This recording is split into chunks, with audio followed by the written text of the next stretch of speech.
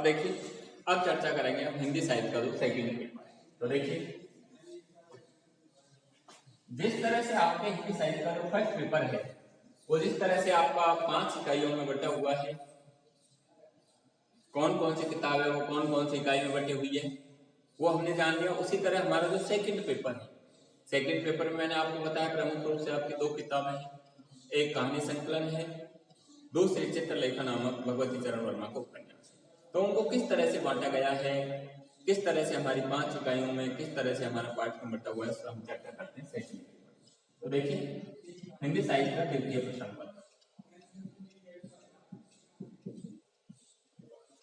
द्वितीय प्रश्न पत्र वो भी आपका वही 5 इकाइयों में बटा हुआ है। उसमें आपके जो कहानी संकलन है उस कहानी संकलन में आपके कुल टोटल 10 कहानीकार हैं। तो 10 कहानीकार किस तरह से बटे हुए हैं, उसमें से 5 कहानीकार है वो इकाई फर्स्ट में है, लास्ट के जो 5 कहानीकार है वो इकाई सेकंड में है। देखिए किस तरह से आपके पहला जो कहानीकार है, पहला जो आपके कहानी संकलन का जो पहला कहानीकार है वो है बंग महिला। बंग महिला जिनको राजेंद्र माला घोष के नाम से भी जाना जाता है और इनकी कहानी का नाम है दुलाई। दुलाई पहली कहानी आपके दुलाई वाली है जिसका जो कहानीकार है वो है बंग महिला। दूसरी जो आपके सिलेबस में दूसरे जो कहानीकार हैं वो है मुंशी प्रेमचंद। मुंशी प्रेमचंद है और इनकी कहानी है शतरंज के खिलाड़ी। शतरंज के खिलाड़ी आपके सिलेबस की 10 कहानियां वो अलग अलग युगों की है। कहानी का उद्भव और विकास किस तरह से हुआ उस चीज को हमें पहले जानना है, जिसके बाद हमारी कहानी समझ में आती है। ये अलग अलग कहानियां अलग अलग युग की है, अलग अलग विशेषताओं को लेकर है।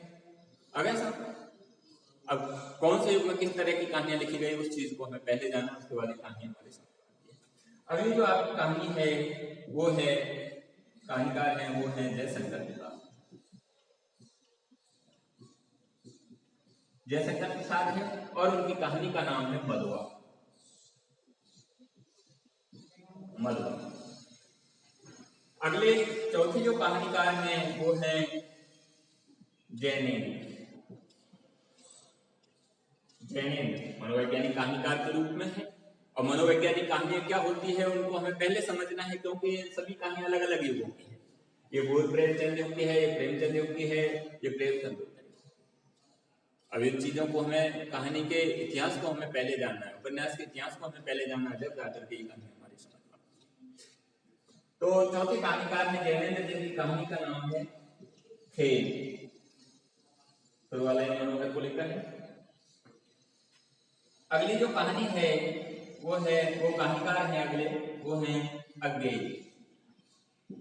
अज्ञेय जी जिनकी कहानी का नाम है शरण दाता।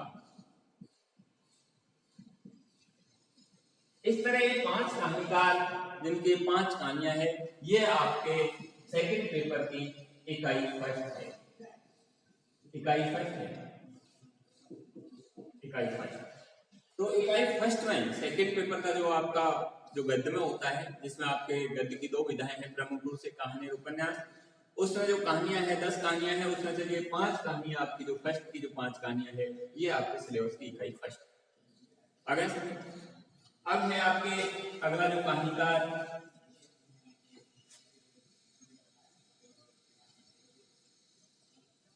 अगला आपके सिलेबस का जो कहानीकार है जिसको 6 नंबर पे है वो है यशपाल। ये भी मनोवैज्ञानिक कहानीकार के रूप में है यशपाल जी। यशपाल और इनकी जो कहानी है, यशपाल जी की जो कहानी है जिसका नाम है वापस।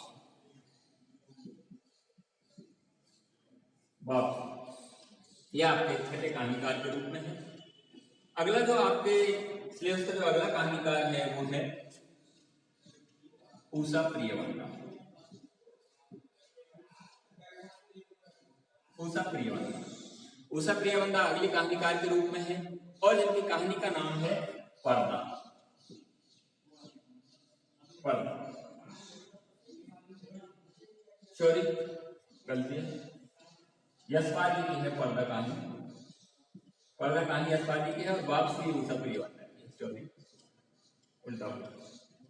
यशपाल जी की पर्दा कहानी है, उषा प्रियवंदा की वापसी। अगला आपके सिलेबस का जो कहानीकार है वो है अमरकांत। अमरकांत जिनकी कहानी का नाम है डिप्टी कलेक्टर।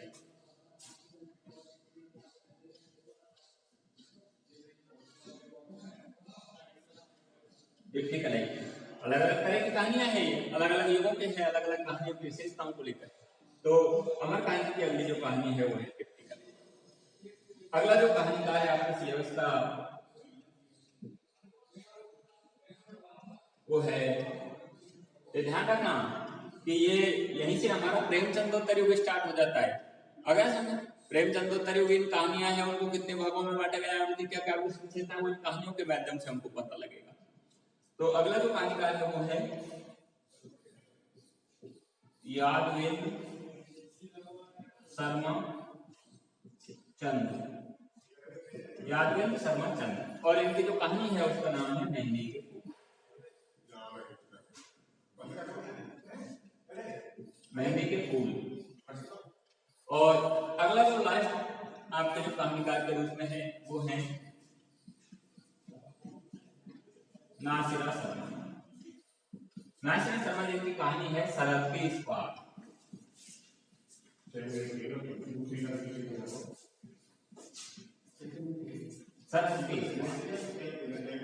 इस तरह आपके सिलेबस में कुल टोटल 10 कहानीकार हैं और इन 10 कहानीकारों की जो कहानियां है, जो आपके सिलेबस की जो पहली जो बुक्स है कहानी श्रृंखला उसकी जो कहानी है, तो उसकी ये इकाई सेकंड है।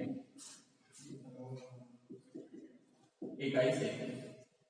अगर इस तरह आपके सिलेबस की जो फर्स्ट जो बुक्स है कहानी संकलन नाम की, जिसमें 10 कहानियों का संकलन किया गया है, ये 10 कहानियां आपके सिलेबस में इस तरह से 2 इकाइयों में बटी हुई। अगर अब है आपके सिलेबस का अगला जो अगली जो इकाई है वो है इकाई थर्ड। और उस इकाई थर्ड में आपके सिलेबस में मैंने आपको बताया कि आपके सिलेबस की जो दूसरी जो बुक्स है जिसका नाम क्या है, चित्रलेखा उपन्यास है। चित्रलेखा भगवती चरण वर्मा का उपन्यास है चित्रलेखा, और ये चित्रलेखा नामक उपन्यास है वो आपके सिलेबस की इकाई थर्ड है।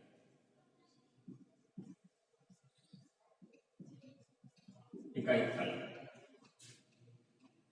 इसके माध्यम से हमको उपन्यास को जानना है, उपन्यास का उद्भव कब हुआ, किस तरह उसका विकास हुआ, चित्रलेखा किस तरह का उपन्यास है और इस उपन्यास की क्या क्या विशेषताएं।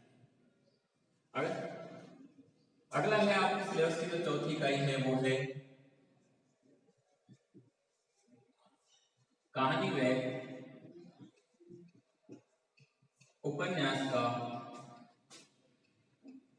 उद्भव। कहानी व उपन्यास का उद्भव है विकास।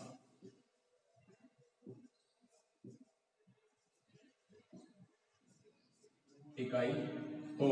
अब देखिए, जिस तरह वहां आदिकालीन भक्तिकाल का उद्भव विकास था, इतिहास था, उसी तरह यहां भी हमको इकाई 4 कहानी व उपन्यास का उद्भव विकास, इसको पहले जानना है। कहानी का और उपन्यास का कब उद्भव हुआ, किस युग में किस तरह के उपन्यास लिखे गए, कौन कौन से उस युग के प्रमुख कहानीकार उपन्यासकार हैं, उनके कौन कौन से उपन्यास हैं, उनके क्या उपन्यासिक कहानीगत विशेषताएं, इसको हमें पहले जानना है। उसके बाद हमारी जो पहली और दूसरी इकाई या तीसरी जो इकाई है जिसमें कहानी और उपन्यास रखे गए वो हमारे समझ में आता है। आगे तो हमारी जो चौथी इकाई है वो कहानी और उपन्यास का उद्भव विकास है, और लास्ट हमारी जो इकाई पांचवी वो है कहानी व उपन्यास का स्वरूप है।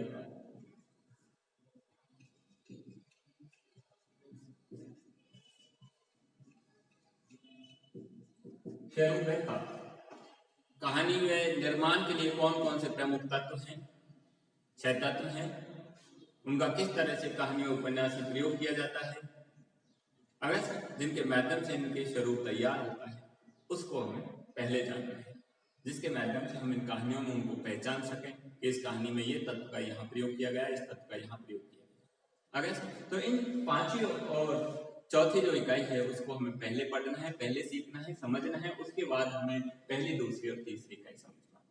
तो इस तरह हमारा हिंदी साहित्य का जो फर्स्ट और सेकंड जो पेपर है वो इस तरह से हमारे इस तरह पाठ्यक्रम में बंटा हुआ है। अगर धन्यवाद। इसके बाद आगे की चर्चा अगली